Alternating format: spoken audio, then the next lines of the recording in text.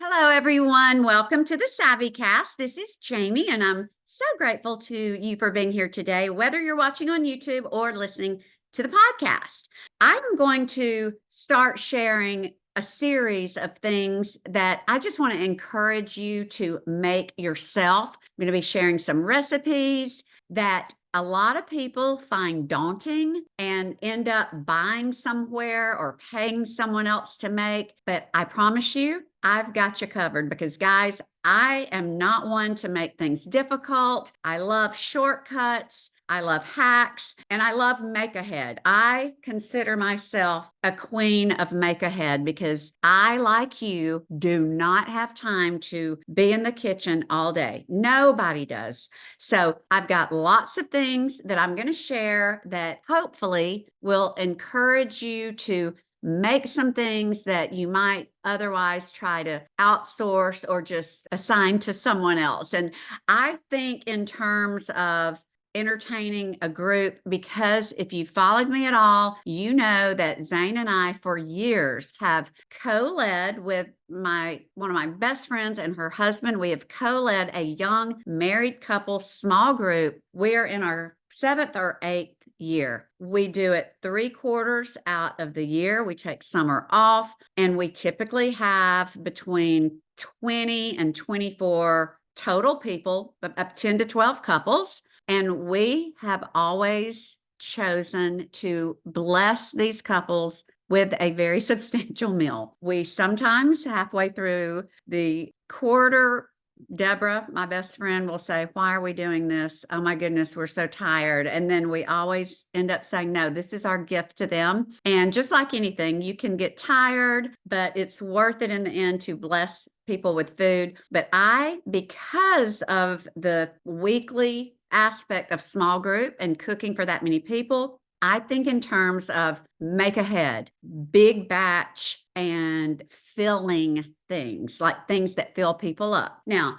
I'm going to be sharing a lot of things that you can make at home, and they're not all going to be dishes like this. Just to give you a little sneak peek, I will be sharing bone broth.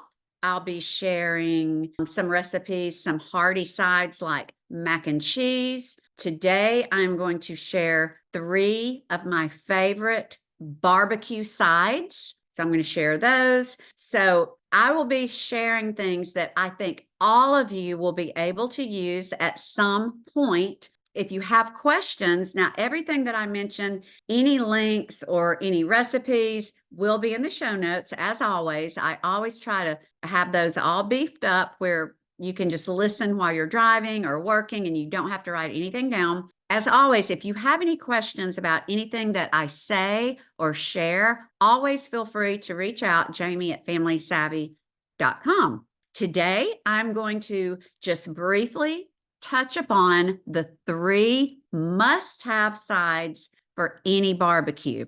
Now, we kick off our small group every year. It's always the same thing. It's Bobby's Boston Butt. Bobby and Deborah, they're some of our dearest friends. Deborah, if you've listened to a lot of my podcasts or followed me on social media, she's Deborah Hewitt Art. My favorite art in the world. It's just exquisite. She's a fabulous, talented artist. Bobby Hewitt, her husband, is a grill master like no other. And every year, first meeting, we do Bobby's Boston Butt on the Big Green Egg. And you will find that recipe along with a video in the show notes. And if you have a big green egg, you must watch. He explains how to do it. He shows how to do it. And it is as good as any barbecue pork that you would get anywhere.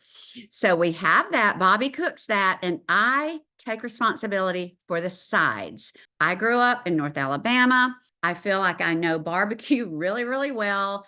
North Alabama barbecue is, I guess it's in its own league, and every region of the South has its own type of barbecue. But the barbecue I grew up on The sandwiches always have like a vinegar-based slaw. That's your condiment. And also you always have Alabama white sauce along with your red. So when I am making sides for barbecue, there are 3 that I always make, and they are not only make ahead, but they will save you a ton of money, because if you buy these things at a barbecue joint, which is the only place I would buy these, because these dishes, unless you have someone in your family who is a good cook, these are not things you would want. These are things you would want at a barbecue joint, a seasoned Southern cook. You would not want to pick these up at a grocery store. They're just not going to be, they're not going to be optimal. So they are potato salad, vinegar slaw for barbecue, and baked beans. Okay, so I'm going to start with the vinegar slaw for barbecue, just because that is one of the easiest, and it's not as much, it'll be really quick. Vinegar slaw for barbecue is a vinegar-based slaw, and it's preferable if you just get and if you're cooking for a crowd, when I do it for the small group, I get 2 heads of cabbage and I chop them with my Cuisinart food processor. This is the slaw that you want the texture to be right. You want it to be chopped fairly fine. It is not optimal to use bagged unless you can find bagged chopped slaw that is very high quality. And the only place I've ever found it is Piggly Wiggly. And there's one Piggly Wiggly that I have found this at. It looks exactly the consistency and the size and the shape of what you would find at Zaxby's. It's just beautiful. And I have an Instagram reel. When I found that, I threw about 8 to 10 bags of that beautifully chopped slaw cabbage into my buggy. I thought, I am not going to be using the Cuisinart. This is beautiful. And it turned out great. It looked like I had purchased it somewhere because it was just perfect. Typically, the grocery store brands, at least the ones that I've seen outside of this Piggly Wiggly one, to me, they're not what I would use. So I either use this fabulous brand that to me is pretty rare to find in a grocery store that's pre-chopped, or you're going to want to chop your own slaw with a Cuisinart or a food processor.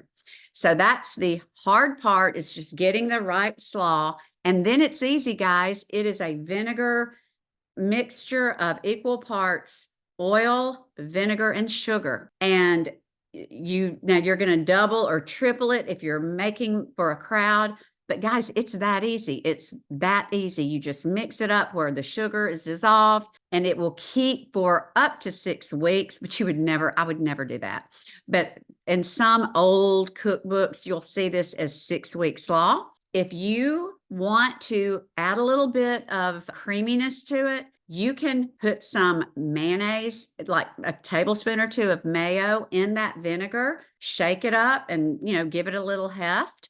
To me, you're already going to have white sauce on the spread, and vinegar-based slaw to me just goes beautifully. I do believe there's also some celery seed.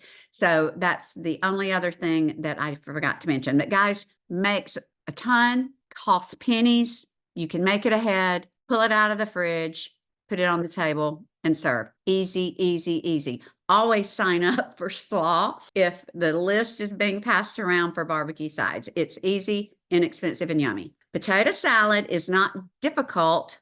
It is just a process that you would want to break up maybe over a few hours or a few days. It's a refrigerated item. So again, you can make it several days ahead. I would say 1 to 2, but you have the difficult or the time consuming part of potato salad is you have to remember that you're going to need boiled eggs.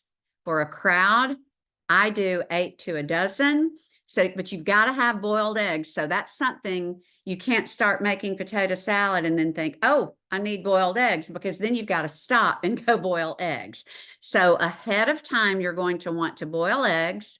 I like to go ahead and chop my celery, and you're going to have to boil your potatoes. So your boiled eggs and boiled potatoes take up to an hour total. It's about 35 minutes to boil the potatoes and about 15 for the eggs. Then you want to let them cool a little bit. Then you want to chop your eggs and then you want to cut your potatoes if you're going to go ahead and make it right then. If you're not going to make it right then, you don't want to cut your potatoes. You want to let them cool in the fridge and you can dice them right before you put everything together. Those are two things you can do ahead: potatoes and eggs.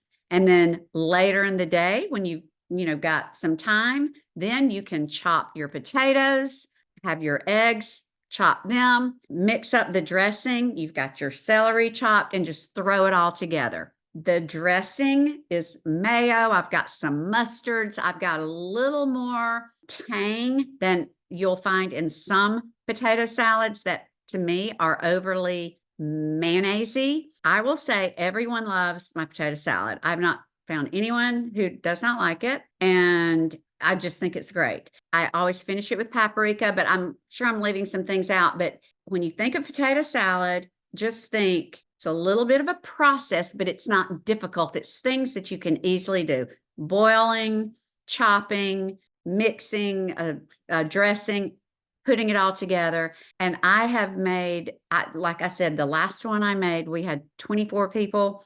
I know I used a dozen eggs. I used 5 pounds of potatoes. I was chopping, dicing, and I had to do that one in a day because I waited too long. I had a lot going on. And I will say, by the time it was over, I was ready to go to bed. It was a little exhausting, but I did it. And I will throw this caveat in. I think that it takes those potatoes a while to cool. I think it all mixes together better and has a better flavor if you don't refrigerate your potatoes and you let them cool a little bit, you dice them, and then you mix it all up while they're still a tad warm or room temp. Once they're cold, they don't really absorb the dressing as well. It eventually will get the flavors of the dressing as it sits in the fridge, but I just think it's better made when the potatoes have not been refrigerated. So we have that. So potato salad, make it yourself. Finally, baked beans. Guys, I've got a recipe. This is a Memphis, Tennessee famous recipe. I found it in the Junior League of Memphis cookbook. It was one of their cookbooks. I think I have more than one. And I attribute in the blog post, but I can't remember right now exactly where I got it. These beans are phenomenal. They do require browned and seasoned ground beef. So that's something you can easily make ahead. I brown ground beef. I do not put raw ground beef in the fridge. I come home and as I'm unloading groceries, I put the ground beef in the skillet. Season it, go ahead and brown it, throw all that packaging away with the raw meat in it, and I will either refrigerate it until I decide what I'm going to do with it, or I will freeze it. But I always go ahead and brown my ground beef and season it with the onion and the seasonings, and it's ready to go. That's one thing I just like to get done early, but it requires 1 or 2 pounds, I'm not sure, but I'll link, of ground beef. And then basically the rest is just dumping beans, putting all of that together with seasonings, and it is phenomenal. In the Junior League of Memphis cookbook, they suggest even serving it as an appetizer with corn chips. It's got a lemon peppery zing because there is lemon pepper. It's just very tasty, very flavorful.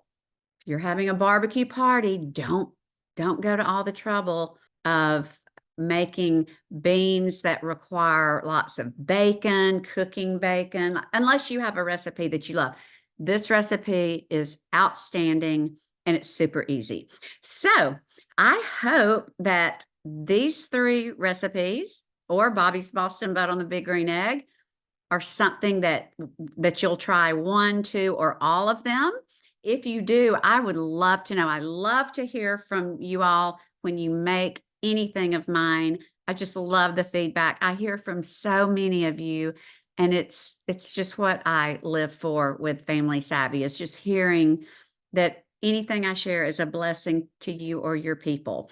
So find everything in the show notes, and If you're having a barbecue, send me pictures, make these recipes. And as always, until next time, you have a fabulous rest of your day. Hi, everyone. I hope you enjoyed this episode of the SavvyCast.